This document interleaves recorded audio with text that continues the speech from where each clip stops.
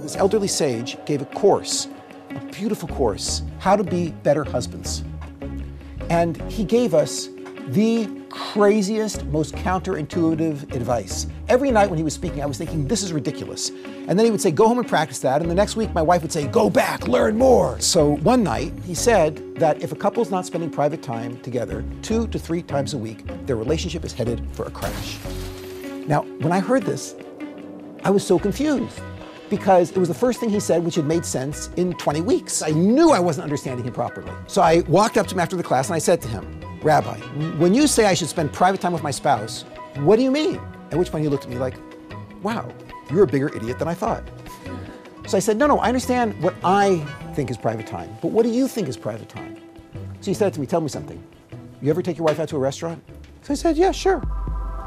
He said, find a restaurant where there are none of your students. Set up the chairs right across from each other, 180 degrees. Throughout the evening, you should whisper. So I said to him, why? So he said to me, don't you feel how small the room becomes when you whisper? So I tried this.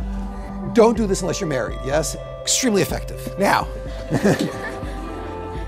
I went back to him and I said to him, where on earth did you get that? Like, I was sure he was like reading psychology books in the bathroom. So he said, I got it in the Code of Jewish Law. I'm like, yeah, right, where? Laws of dating, like, come on.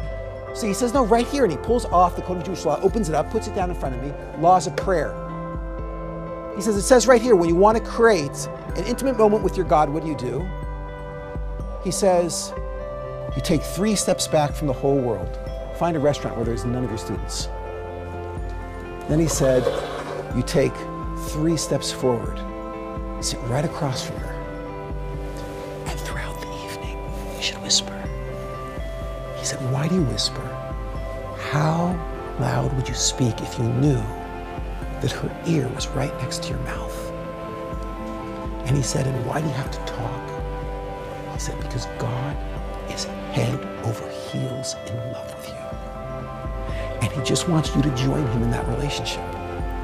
And the hottest organ of intimacy in the entire human body is right here.